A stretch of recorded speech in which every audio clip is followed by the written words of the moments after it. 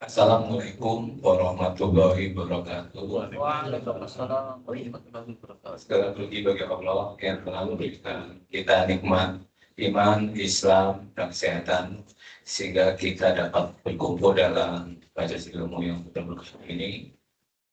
Salawat serta salam semoga tercurah kepada junjungan Nabi kita, Nabi Muhammad SAW, keluarga, sahabat, dan yang hingga tidak.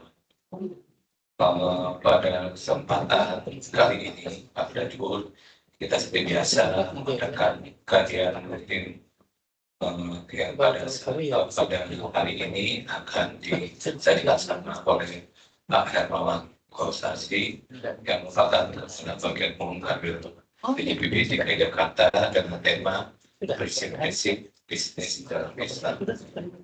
Semoga kajian rutin ini dapat menambah ilmu, bagaimana memperkuat di antara kita. Kepada Pak Hermawan Kosasi serta kajian itu selamat.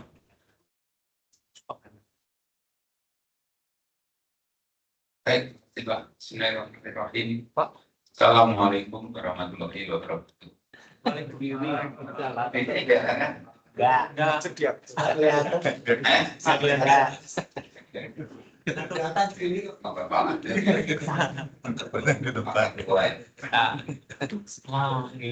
di foto Jelas.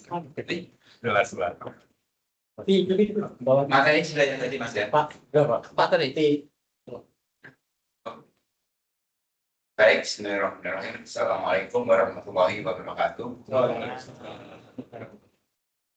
Alhamdulillah tidak selalu sudah ini aktif di rawu ala ini kulit walau karya kabul walau nafifun asyhadu alla ilaha illallah wa asyhadu anna muhammadan abduhu wa rasuluh amma ba'du. Dalam ujian dan puji syukur marilah kita panjatkan dari Allah Subhanahu wa taala dengan tim pasangannya Islam, iman, dan kesehatan kita berkumpul di masjid iman ini. Salawat dan salam juga semoga tercurah kepada junjungan kita Nabi besar Muhammad SAW, orang-orang yang istiqomah dalam jalan Islam. Baik, terima kasih atas kesempatannya pada hari ini. Saya diberi tugas oleh Pak Ketua KDN Alan Buswito, Pak. Kalau nama saya Hermawan Sukoase, Pak, bukan Hermawan Sukoase. Ya, itu nama dari orang tua. Itu nama, kalau Bapak saya bercerita, nama saya itu bukan dikarang, Pak, tapi beliau itu seperti ada suara. Saat tidur tidak ada suara, namanya Hermawan Sukoase. Jadi lahir sebenarnya orang laki-laki.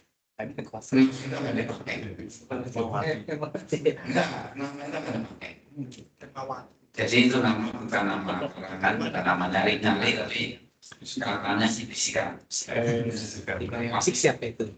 Baik, pada kesempatan ini saya ingin menyampaikan terkait dengan prinsip dasar atau prinsip dasar bisnis dalam Islam. Ini saya sebenarnya tidak menemukan atom ya. Kalau dasar kalau undang-undang dasar itu jelas tuh ada itu. Pancasila jelas ada. Tapi kalau prinsip-prinsip bisnis dalam Islam itu tidak ada patennya dalam suatu ayat. Ini loh prinsipnya nggak ada. Sehingga saya mencari-cari dan apa yang kita atau saya alami, kemudian juga saya melihat Rasulullah seperti apa bisnis beliau, para sahabat. Nah, saya mengambil sini satu atau dua sahabat nanti dengan waktu sampai jam berapa, Pak? Jam 2. Konsumsi saya sampai jam 2 mau saya. Ya, Pak, konsumsi jam 2 boleh. Nasi kotak. Nasi kotak. Waktu berarti nggak ada. Baik. Prinsip dan strategi bisnis Rasul atau Nabi Muhammad SAW itu pertama beliau sampai jam berapa tadi? Jam 2.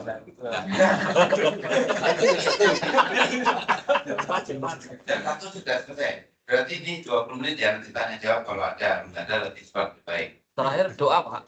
Doa dulu. Ya, ya itu nanti MC ya doa ya. Kita cuma buka doa. Biasa motif sekali. Yang pertama jujur. Rasulullah itu orang dengan jujurnya. Sampai beliau dipercaya oleh Siti Khadijah yang waktu itu saudara kaya raya, cantik, janda. Ya. Dipercaya dia, beliau. Sampai akhirnya diberi modal dan akhirnya dia menjadi istri, jadi suaminya. Dia menjadi istrinya. Sampai mendapat julukan Al-Amin. Dia seorang yang sidik dan amanah. Jadi kunci pertama itu jujur. Ya. Sebenarnya dimanapun ya. Bahkan konsep kantor kita, unit kerja kita, DJPB, DJP, Kemenlu itu jujur nomor satu. Kalau enggak ya seperti yang kita lihat sekarang ini yang terjadi. Ya.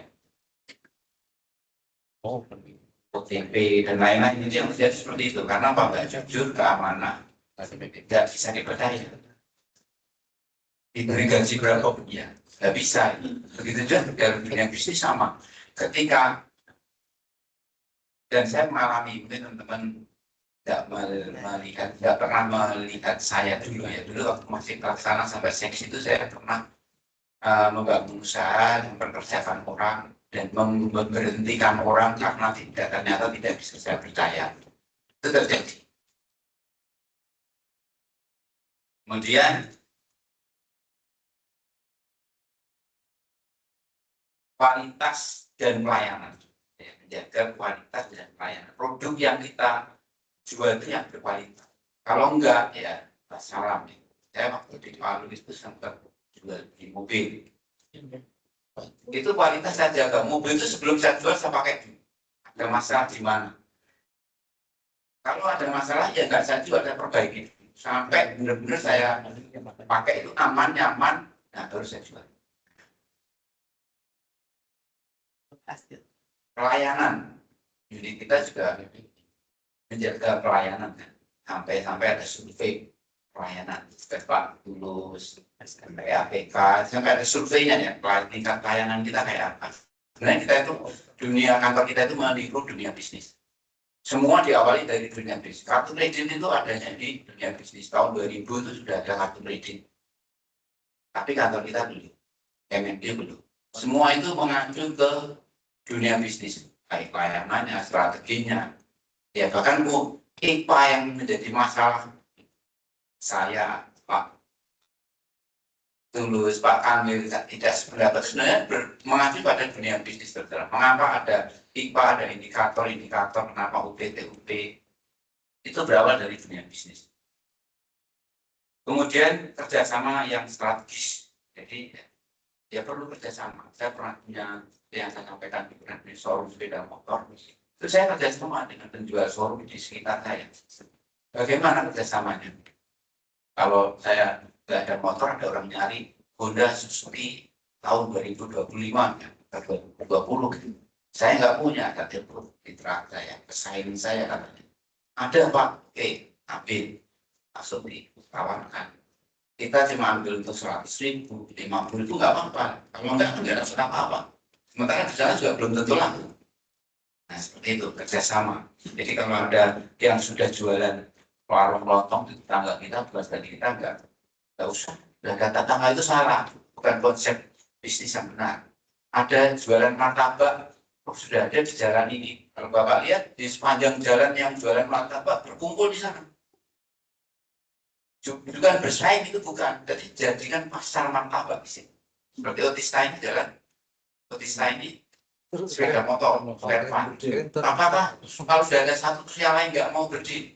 Pada membangun kalau ternyata laris manis. Ada Indomaret, ada Alfamart. Hampir selalu karena ya di situ tempat itu masyarakat bersyukur ketika ada Indomaret, ada Alfamart, mereka bersaing harga. Memberikan harga yang terbaik dan murah untuk masyarakat. Nah, kita bangun warung lontong silakan bisa lebih murah dari Indomaret, saya yakin kita bisa yang menang. Kemudian pengelolaan keuangan dan karyawan.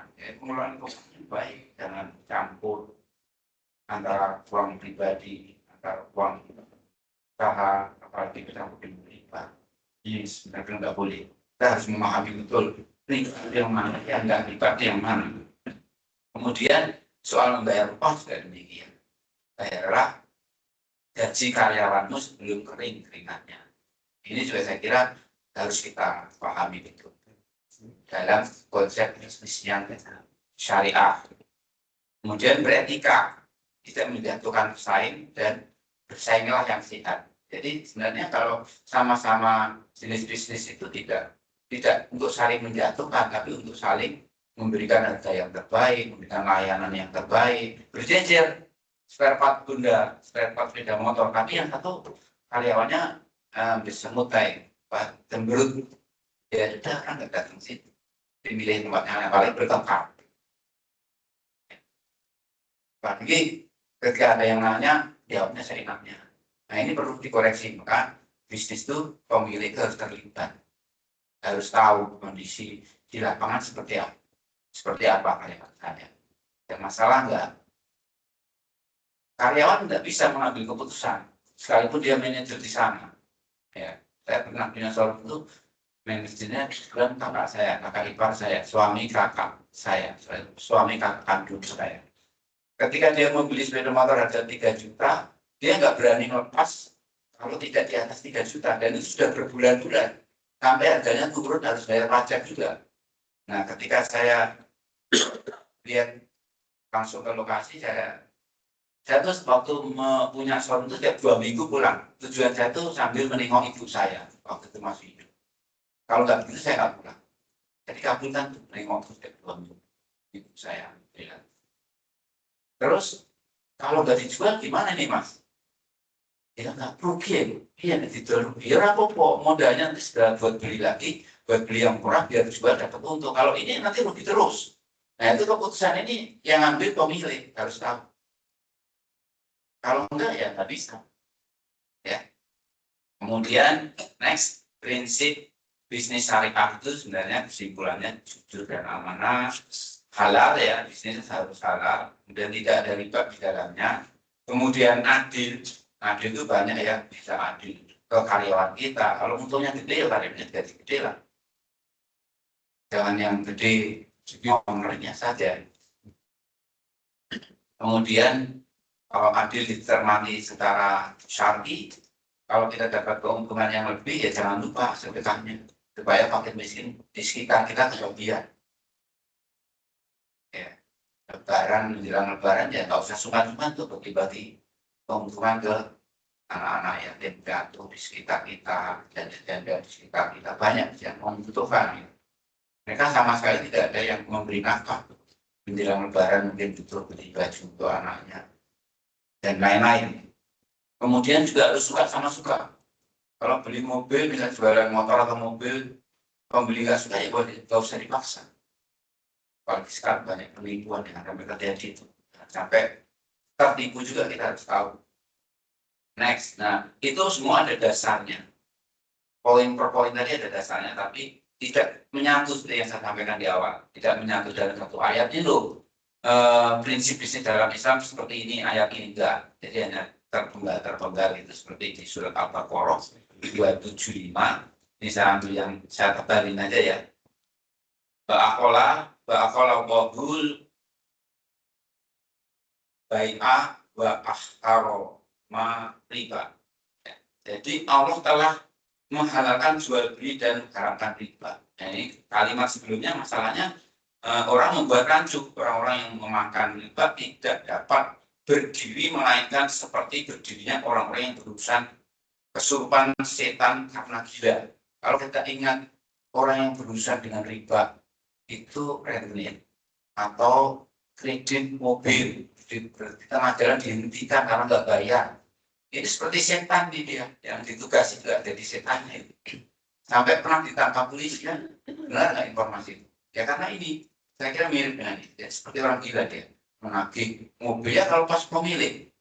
Kalau ternyata mobil itu bukan yang kredit, kemudian diperlakukan seperti setan dan dia seperti orang gila, terus gimana? Ini akibat riba ya. Jadi hati-hati. Yang demikian itu karena mereka berkata bahwa jual beli itu sama dengan riba. Jadi jual beli itu tidak sama dengan riba. tegaskan tadi pada Allah telah menghalalkan jual beli dan mengharamkan riba. Barang siapa mendapat peringatan dari Tuhannya lalu dia berhenti, maka apa yang telah diperolehnya dahulu menjadi miliknya dan urusannya terserah kepada Allah. Jadi kalau sekarang baru sadar nih yang kita lakukan jual beli kita ini riba, berhenti bisa nggak? Dan itu sudah serahkan kepada Allah. Insya Allah menjadi urusan Allah. Tidak usah bingung. Barang siapa mengulangi, maka mereka itu penghuni neraka. Mereka kekal di dalam. Jadi hanya sepotong-sepotong ya. Bisnis dalam Islam itu tidak dalam satu ayat, tidak terpisah-pisah, terpenggal-penggal. Kemudian di surat An-Nisa 29. Tadi saya sebutkan salah satunya atas dasar suka sama suka. Ila antakuna tijaroh antara dimingkung, kecuali dalam perdagangan yang berlaku atas dasar suka sama suka. Jadi yang tidak suka yang dilakukan dengan cara batil yaitu haram, tidak benar. Saya sering tuh pasang iklan mobil dan dihubungi orang dan mau beli. Pernah saya ceritakan banyak, ada beberapa jam 2 terus sekarang saya sanggup, cuman saya potong-potong aja ya. Dan ini pengalaman dan terjadi. Saya pernah tertipu 3 juta dan transfer. Jadi dia sudah beli, sudah kasih uang DP, deal Pak, saya kasih DP 8 juta. Jadi 5 juta nih Pak, siap, monggo. Tiba-tiba di WA saya kirim bukti transfer 8 juta.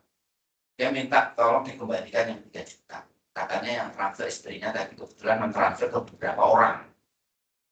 Saya nggak ngecek rekening saya, langsung saya kembalikan 3 juta.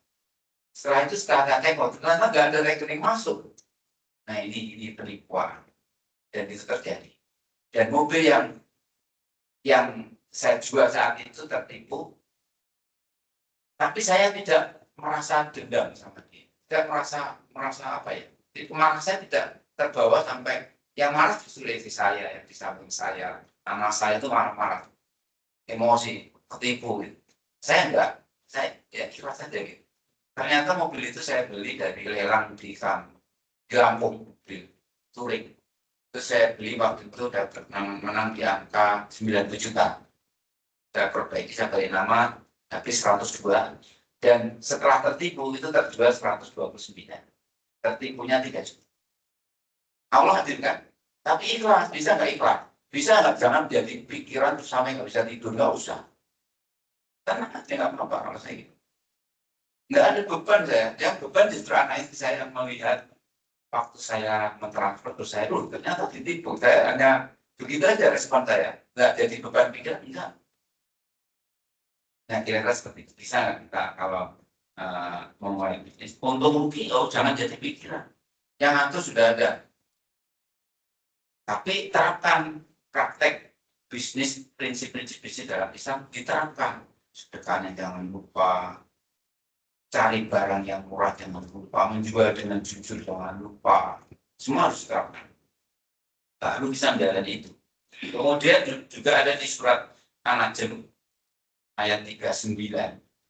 Ba'ala isa lil insani ila masya'a. Dan bahwa manusia hanya memperoleh apa yang telah diusahakan. Jadi ini yang Zoom ada ya? Ada, online ada Pak. Banyak. Mbak siapa tadi? Mbak Aya kalau nggak salah. Oh iya. Kalau bisa nanti ke depan disampaikan di grup. Bila grup minta tolong masih amanah juga bisa. Oh di broadcast maksudnya. Di broadcast. Seperti bisa. Cuma kita kalau ternyata nggak ada yang ikut cuma kemarin sempat Pak yang itu, yang Pak. Karena saya yakin ada Wakil wakilnya ya. dan kami lain itu saya yakin kalau ada kesempatan melihat pasti ikut mengikuti mereka.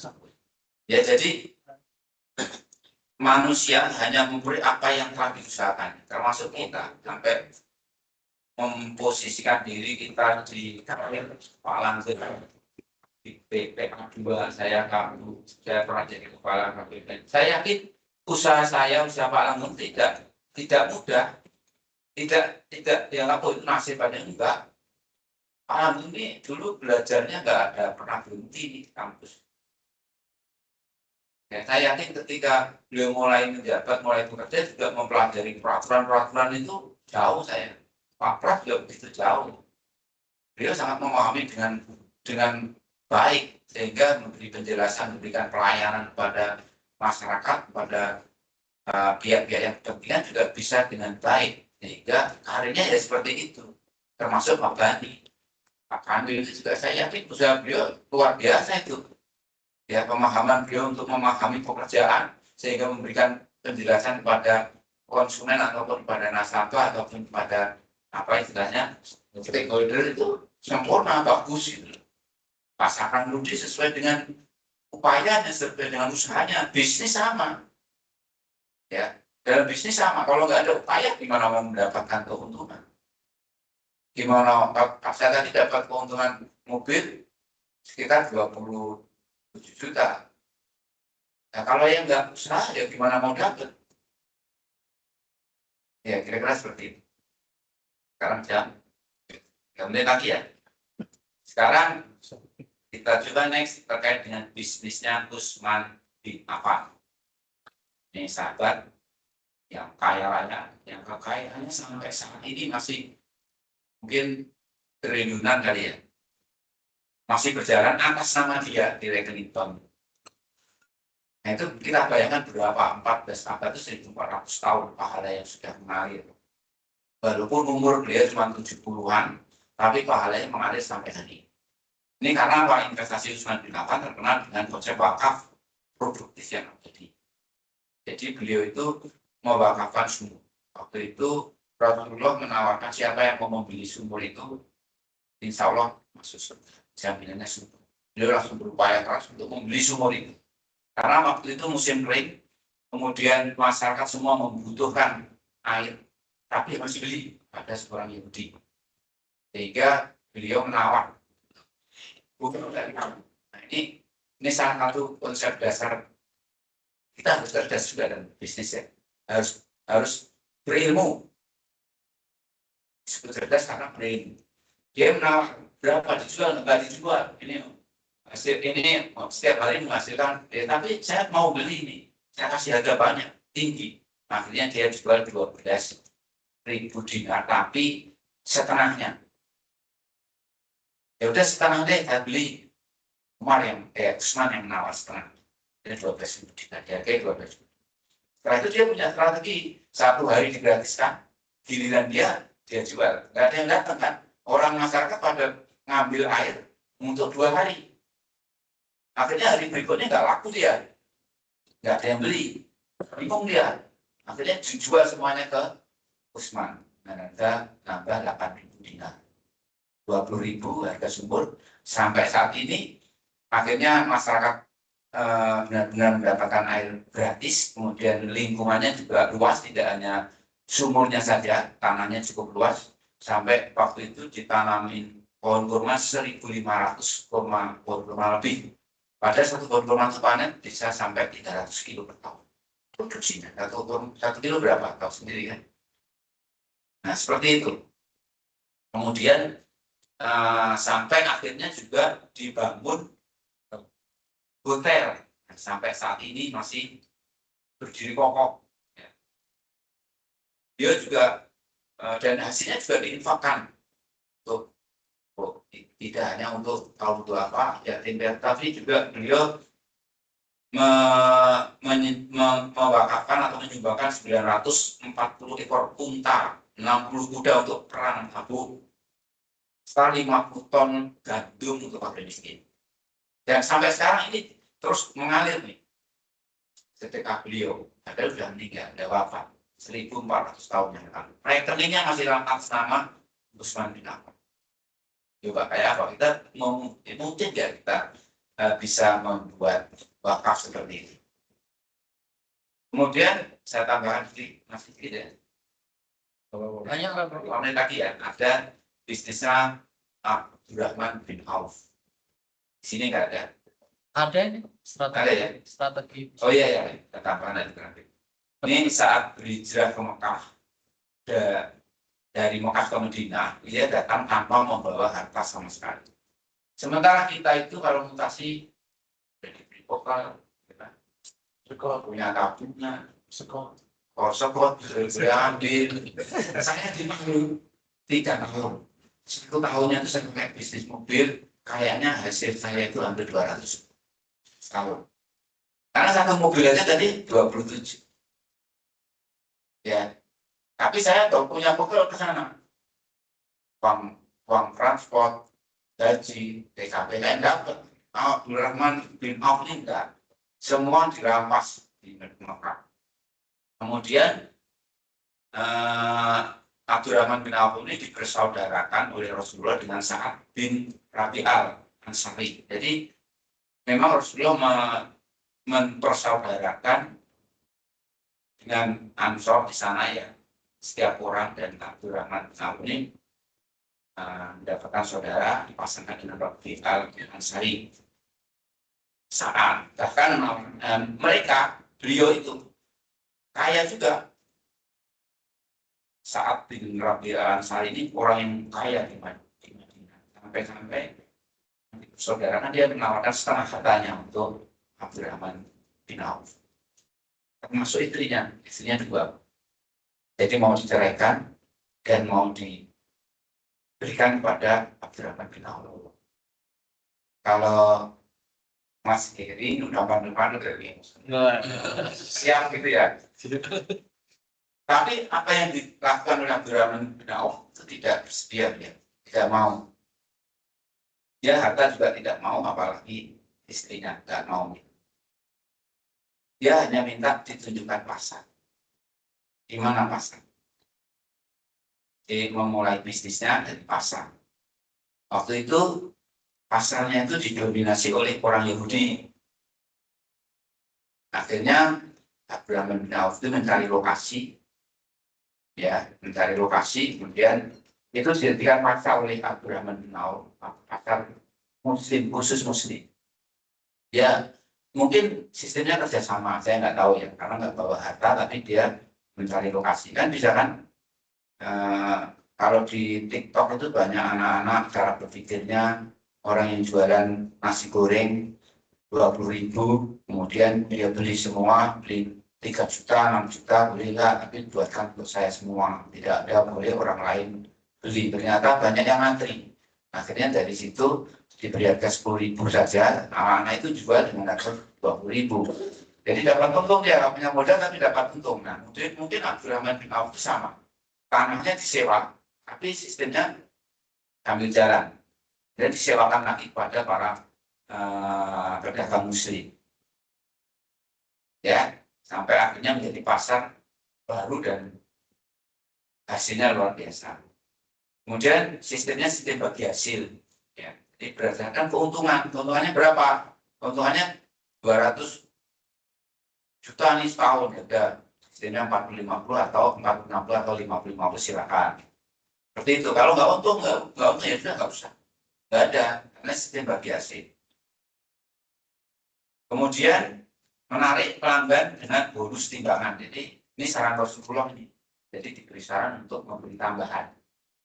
Kalau bapak-bapak ibu, saya punya rencana bikin kafe di Bandung. Kalau nanti saya gagal bikin minimarket atau toko, saya bikin kafe. Itu saya gratiskan minum kopinya. Karena apa ini konsep ini memberikan daya tarik. Tapi setiap minum kopi gratis atau ngambil menu itu ya harus like, share. Nah, seperti itu kasih AI. Ya. AI itu dalam rangka itu gitu. Supaya kita termasuk DJPB, banyak yang senang ini dengan Kementerian Keuangan khususnya DJPB kan nilai positif. Nah, sebenarnya sama, konsep bisnis, konsep kantor kita itu sama.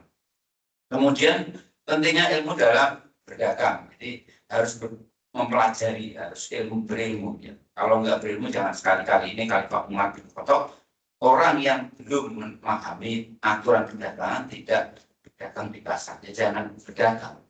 Kayak bisnis yang saya lakukan, saya ceritakan tentang jual beli mobil atau motor, kalau nggak paham jangan. Akan rugi. Jadi pahami dulu. Bagaimana servis mobil, bagaimana mencari spare part yang murah, bagaimana mengendarai mobil yang enak itu seperti apa, harus tahu rasanya. Saya mau sehari ganti 2 kali mobil, 3 kali mobil, matic, manual, langsung spontan bisa. karena sudah terbiasa gonta-ganti dagangan. Dan saya tahu bisa merasakan mobil ini enak apa enggak. Jadi harapan saya mobil kantor kalau nggak enak segera dilaporkan karena saya nggak sempat naikin semuanya. Kemudian menghindari utang dalam bisnis, ini kalau bisa. Saya masih utang. Kalau bisa hindari. Karena riba tadi untuk tidak melahirkan riba. Kejujuran dan kualitas produk yang utama. Manajemen keuangan yang baik. Jadi manajemennya harus baik. Ya, jangan sampai minus tapi nggak sadar, rugi tapi nggak sadar.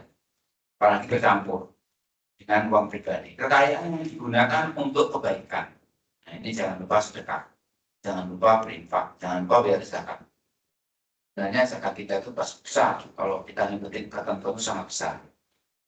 Kalau saya punya 2 rumah, 1 rumah kan wajib zakat, tapi ada yang berpendapat kalau disewakan, hasil sewanya zakat. Sekarang kalau tidak ada ini, wah, berarti nggak kena zakat, berarti kita kaya, punya 2 rumah.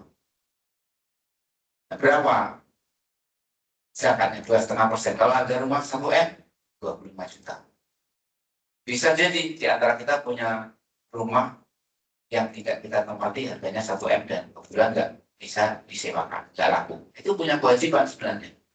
Kita keluarkan nggak?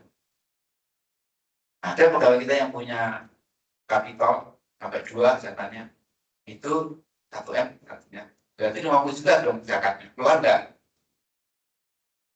Disewakan? Buktinya sewanya setahun bisa 100 juta kok satunya. Kalau nggak laku, apa nggak dizakati?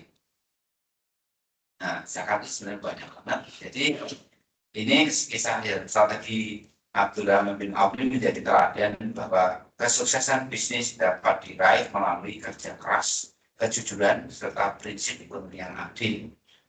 Mungkin itu yang bisa saya sampaikan. Kurang lebihnya mohon maaf. Dan akan kembali ke MC kalau mau tanya jawab.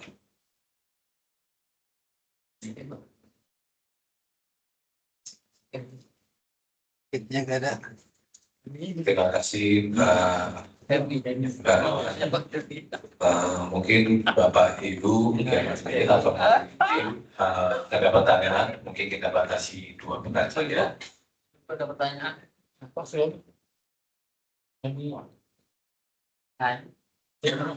Ibu itu.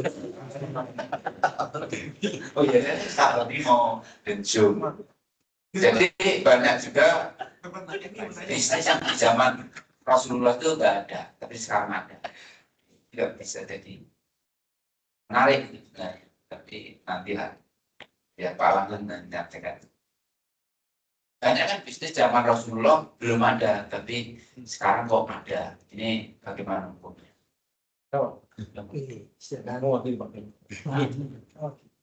Pak Ersan. PSN. Assalamualaikum warahmatullahi wabarakatuh. Terima kasih atas pemaparan yang cukup memberikan bagi kami sebuah penyegaran insight terkait bisnis, Pak. Jadi di dalam bisnis ini, Pak, ini kan atau usaha ini kan hal yang sebenarnya untuk khalayak umum, Pak, tidak hanya Islam saja. Yang kita ketahui bahwa untuk bisnis itu adalah prinsipnya adalah mencari keuntungan sebesar-besarnya, itu, Pak, ya. Nah, tadi di penjelasan Pak Hermawan tadi ternyata tidak seperti itu saja, Pak, ya.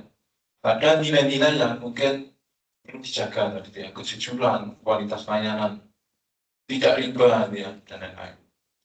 Nah, itu mungkin untuk konteks perusahaan itu, ya, itu kalau sepertinya kalau semakin besar skalanya, Pak, kadang-kadang itu seperti meninggalkan prinsip-prinsip etika yang tadi, etika bisnis tadi Bapak sampaikan. Perusahaan yang besar kadang-kadang meninggalkan itu etika bisnis, Pak. Jadi kembali ke mindset awal, keuntungan yang besar. Nah, kadang-kadang bisnis ini kadang-kadang berlawanan dengan etika, Pak. Ini saya pernah baca buku, Pak. Baca buku terkait etika bisnis itu banyak. Jadi ada perusahaan di Amerika sana, perusahaan obat, Pak. Itu supaya produknya itu terbeli, itu kan ciptakan penyakit. Nah itu jeleknya perusahaan kadang-kadang gitu Pak. Itu kan berlawanan dengan etika. Makanya sebenarnya tambal ban juga gitu Pak. Menyebar paku, perusahaan baja juga gitu. Kalau dia kualitas semakin bagus, kapan ada demand lagi gitu ya.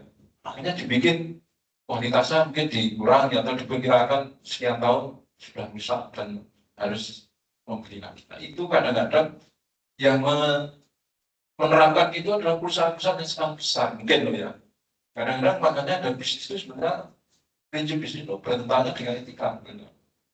Saya cari keuntungan yang besar. Tapi dalam pemaparan Pak Irmawan tadi saya dapatkan insight baru. Abdurrahman bin Auf gitu ya, Usman bin Affan, ternyata nilai-nilai etika yang lebih mulia itu yang dikedepankan. Mungkin mohon insight Pak Irmawan atas kondisi ini Pak. Terima kasih. Assalamualaikum warahmatullahi wabarakatuh. Baik, Mas Rizal. Nah, makanya kita membahas prinsip bisnis dalam Islam sesuai dengan syariat ini perlu. Karena saya tahu Mas Irsan ini suatu saat mungkin akan menjadi bisnis besar. Amin. Sehingga Amin. ini diterangkan dan diyakini. Tidak perlu membuat di luar konteks ini. Tidak perlu mencari keuntungan yang sebesar-besarnya, tidak salah itu. Kalau ini lengkapnya sebenarnya di versi lengkapnya itu Rasulullah pernah menyampaikan jangan mencari keuntungan yang sebesar-besarnya ataupun Utsman bin Affan, Abdurrahman bin Auf ya yang langsung terjun di pasar itu tidak. Dia kecil tapi banyak, keuntungannya ambil kecil dan banyak. Dan saya kadang-kadang melakukan itu ya. Saya menitipkan barang di koperasi itu ketika saya ambil keuntungan besar ya enggak. Tapi ketika sedikit itu banyak terus kembali. Nah ini perlu dijadikan prinsip kita. Nggak perlu yang banyak besar, nggak perlu sedikit asal rutin banyak nanti jadinya besar. Kira-kira gitu Mas. Jadi nggak perlu mencari keuntungan yang besar. Kalau mobil tadi saya terus terang bisa besar karena dapatnya murah dari lelang. Jadi jualnya ikutin harga pasar. Jangan sampai pembeli itu merasa tertipu kemahalan yang wajar. Tapi Allah akan memberikan keuntungan yang besar ketika ya kita seperti pengalaman saya tadi ikhlas. Itu ya ikhlas. Dia ya apa-apa. Toh niat saya ketika saya dapat mobil yang rusak itu saya bawa ke bengkel, saya memberi rezeki tukang bengkel, pegawainya. Kemudian yang mengantarkan saya melihat mobil juga dapat tips dari saya. Gitu-gitu aja. Jadi berkahnya banyak. Ya mungkin itu. McD bisa sebesar itu ya karena mungkin keuntungannya juga nggak besar ya, tapi kan sedunia. Nah, ada warung-warung di kita di Jawa ini yang mungkin jualan ayam paha yang mungkin di McD 15.000, warung kita ada yang jual sampai karena orang jauh nih dikasih harga 25.000. Nggak pernah kembali dia akhirnya. Dan dia akan menyebarkan berita itu kemana-mana, apalagi sekarang sistemnya sudah medsos, sudah sangat cepat ya. Medsos, apalagi kita Google Map aja sudah ada nilai review di situ. Kita bisa ngisi tuh. Kalau kecewa dengan penjualan salah satu produk yang kita beli, ya udah di review di situ. Ya, biar Allah yang ngurus itu soal rezeki dia. Tapi kita sampaikan itu fakta. Karena memang tugas kita memberikan informasi kepada masyarakat, oh ini penjualnya menipu kita ini. Hati-hati, apa-apa itu. Supaya yang lain tidak tertipu. Nah, kira-kira seperti itu. Ya, mungkin ada cukup atau ada tambahan satu yang tanya. Ibu-ibu, nanya satu. satu orang Satu lagi. pas kan? Pas. Yuk, cukup mungkin baca doa mungkin Pak. Berdoa. Baik, mari kita kedua mengakhiri kajian kita. Bismillahirrahmanirrahim. Dan Rabbana lakal hamdu Allahumma innaka ta'lamu anna naqlub wa tidak ala batik wa taqot ala batik wa hadat ala dawatik wa hadat ala nusrati syariatik wa wasikilahumma robitul taha wa taha wa tiha sukullaha wa melaha bin kesal jalan wa surasulullah bila aitil iman kami tawakal Sabili inaka liman maula liman nasir Allahumma amin. Allahumma amin. Ya Allah, sesungguhnya Engkau Maha mengetahui bahwa hati-hati kami berkumpul atas dasar cinta kepadamu, bertemu atas taat kepadamu, bersatu atas dasar dakwah kepadamu, dan berjanji setia untuk membela syariatmu. Maka kuatkanlah ya Allah ikatan perkaliannya, lestarikanlah si sayangnya, tunjukkanlah jalannya, dan penuhilah dengan cahayamu yang tiada redup. Lapangkanlah dadanya dengan limpahan iman padamu, dan indahkanlah tawakal padamu. Hidupkanlah ia dalam makrifat padamu, dan matikanlah ia sebagai syahid di jalan. Sesungguhnya Engkau sebaik-baik pelindung dan sebaik-baik penolong. Ya Allah, ampunilah dosa-dosa kami. Berilah kemudahan kami dalam mengais rezeki. Berilah kemudahan kami dalam bekerja memberikan pelayanan kepada masyarakat dengan jujur, amanah, dan adil. Ya Allah, Engkaulah yang Maha Pemurah. Mudahkanlah setiap usaha kami agar kami bisa beramal lebih banyak lagi. Satukanlah hati kami agar kami dapat berjamaah dalam bermuamalah untuk membangun perekonomian umat agar tidak dikuasai oleh orang-orang yang di luar kami. Rabbana atina fid dunya hasanah wa fil akhirati hasanah wa qina adzabannar. Subhana rabbika rabbil izzati amma yasifun wa salamun mursalin walhamdulillahi rabbil alamin.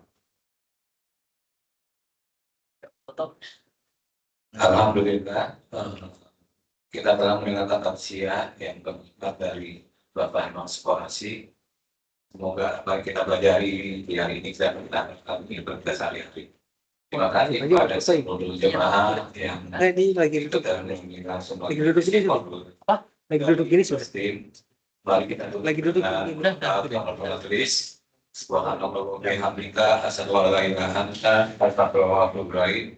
Wassalamualaikum warahmatullahi wabarakatuh. Waalaikumsalam warahmatullahi wabarakatuh.